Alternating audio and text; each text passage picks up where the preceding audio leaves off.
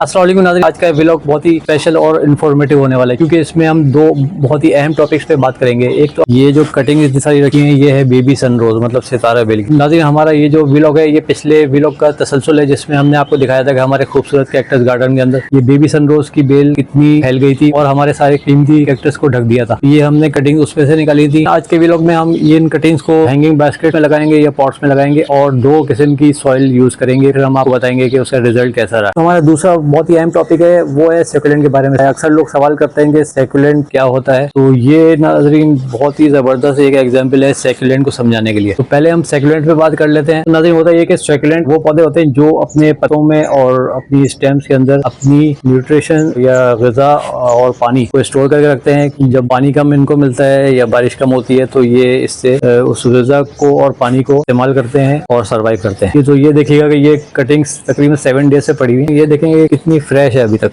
ऐसा लग रहा है अभी हम इसको काट के लेके आए हैं। इसके अंदर फूल अभी भी खिल रहे हैं। इसके फूल ऐसे होता है कि सूरज के साथ साथ खिलते हैं और सूरज ढल जाता है तो फूल भी बंद होने लग जाते हैं। इतनी फ्रेश कटिंग है। इसका फूल खिलने का सेंसर जो है अभी तक ऑन है। जिन लोगों को नहीं पता था कि सेकुलेंट क्या होता है, उम्मीद है उनको समझ में आ गया होगा। तो नाज़रीन, आज हम देखेंगे कि इस बेबी सनरोज की कटिंग किस तरह से लगती है। इसको हम हैंगिंग बास्केट्स में भी लगा सकते हैं, ये छोटी है बड़ी है। इसके अलावा हम ये देखेंगे ये बड़ा खूबसूरत सा फैला हुआ पॉट है, इसमें हम लगाएंगे। बहुत ही जबरदस्त लगती है, चारों तरफ से फैली हुई और फिर फ्लावर्स भी चारों तरफ से बड़े एरिया में नजर आते हैं। छोटे गोल पॉट से ज्यादा अच्छा ये लगता है। तो अभी हम स्टार्ट करते हैं कैसे लगाना है।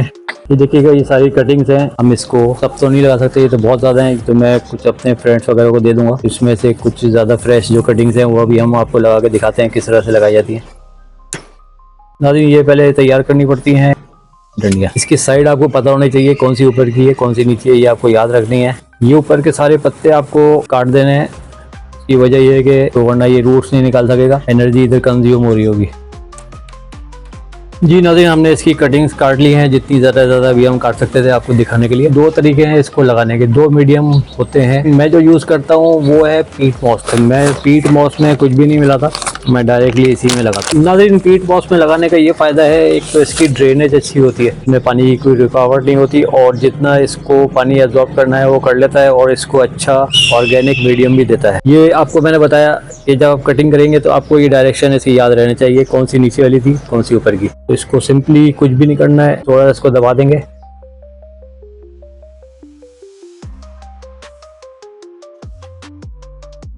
ये पीट मॉस वाली बास्केट तैयार हो गई है और अभी हम दूसरा मीडियम जो है जो आप लोग यूज करते हैं कॉमन, वो है नॉर्मल बालू मट्टी और खाद। मैं इसके अंदर ये डालूंगा एक्वेरियम ग्रेवल्स की। रीजन मैं आपको बताता हूँ। एक्वेरियम ग्रेवल्स डालने का ये फायदा होता है क्योंकि बालू मट्टी बहुत ही बारीक होती है, तो इसके अंदर से ऐसा ऐसा निकलने के चांसेस होते हैं क्योंकि वो कम होती जाती है, पानी के साथ बहती रहेगी। तो एक्वेरियम ग्रेवल्स की वजह से ये बहने से रुक जाती है। इसमें 40% खाद है, ओजड़ी की या गोबर की ले लें और 60% बालू मट्टी है।